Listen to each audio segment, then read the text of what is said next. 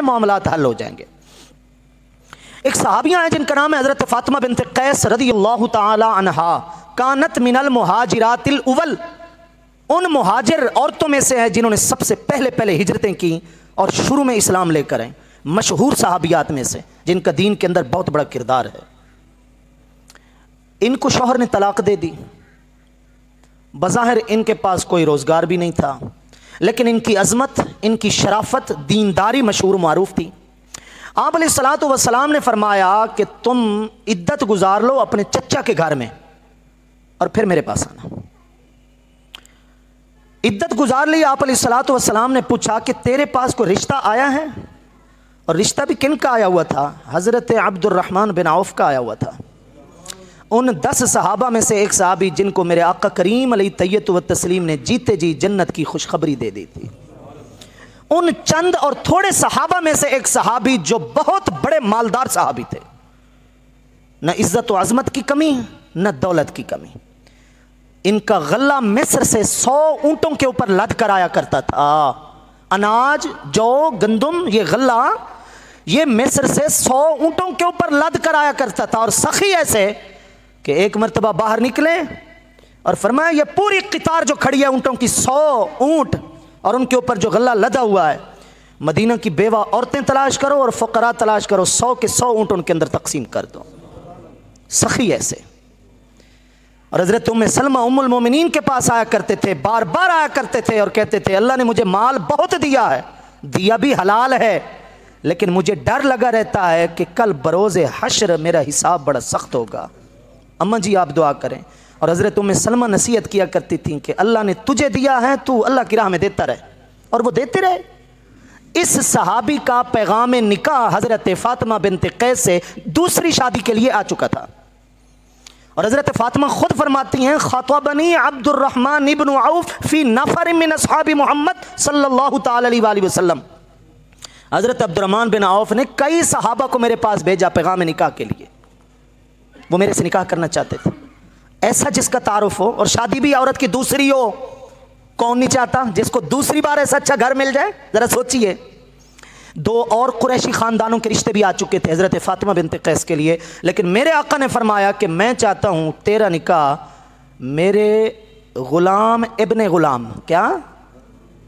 غلام کے بھی آگے بیٹے حضرت زید بن حارثہ کے بیٹے اسامہ بن زید، رنگ کے کالے، پالنے والے میرے آقا کریم صلی اللہ علیہ وسلم، ظاہری کو روزگار وہ نہ جو عبد الرحمن بن عوف کا تھا۔ میرے آقا نے فرمایا میں چاہتا ہوں فاطمہ بنت قیس تو شادی کر لے اسامہ بن زید سے۔ حضرت فاطمہ خود فرماتی ہیں، نسائی شریف کے اندر کتاب النکاح کے اندر پوری کی پوری روایات موجود ہیں، اور جو روایت میں آپ کو بتا رہا ہوں 3241 نمبر یہ حدیث ہے جو آپ کو پہنچا رہا ہوں۔ حضرت فاطمہ بنت قیس فرماتی ہیں ایک مرتبہ دل میں خیال آیا کہاں عبد الرحمن بن عوف کا رشتہ، کہاں 2 قریشی خاندان کے رشتے، اور کہاں اسامہ بن زید، معذرت کر لیتی ہوں سرکار سے، لیکن ایک بات یاد آئی کہ حضور نے یہ حدیث سنائی تھی اور میں نے اپنے کانوں سے یہ بات سن رکھی تھی کہ میرے آقا نے فرمایا تھا من احبنی فلیحب اسامہ، جو مجھ سے محبت کرتا ہے اس کے دل میں میرے اسامہ کی محبت ضرور ہوگی۔ جب مجھے یہ بات یاد آئی کہ اسامہ تو میرے آقا کے محبوب ہیں، محبوب کے محبوب ہیں، تو حضور کی بارگاہ میں آ کر حضرت فاطمہ عرض کرتی ہیں انکحنی ما شئتا امری بیدکا، میرا معاملہ آقا آپ کے ہاتھ میں ہے، جس سے چاہیں میرا نکاح کر دیں۔ دیکھیے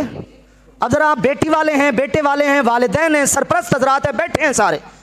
غور کیجئے کہ ایسے رشتوں کو آج کون رد کرتا ہے صرف اس لیے کہ وہاں دین نہیں ہے، اللہ اور اس کا محبوب راضی نہیں ہوگا۔ وہ کہتے ہیں یار یہ دین کی باتیں چھوڑو، بس گھر دیکھو، آمدنی دیکھو، شہرت دیکھو۔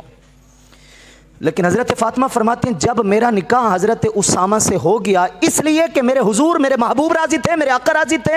میں نے سرکار کی رضا کا خیال رکھا تھا، قد جعل اللہ فیہا خیرا، اللہ رب العزت نے اس معاملے کے اندر اتنی برکت رکھی، اتنی برکت رکھی کہ وَقَدْ اغْتُبِتُ بِهِ، عرب کی عورتیں میرے اوپر رشک کیا کرتی تھیں کہ فاطمہ تو اتنی قسمت والی ہے، بھلے وہ غریب تھے اسامہ بن زید، بھلے وہ رنگ کے سامنے تھے، بھلے میرے پاس قیمتی رشتے آئے ہوئے تھے، لیکن آخر سرکار نے بھی کچھ دیکھا تھا تو فرمایا تھا کہ میری خواہش ہے تو اسامہ بن زید سے نکاح کر لے۔ انہوں نے سب کو چھوڑ کر حضور کی رضا کا خیال رکھا. یہ ایک زندہ مثال ہے والدین کے لیے, سرپرست حضرات کے لیے.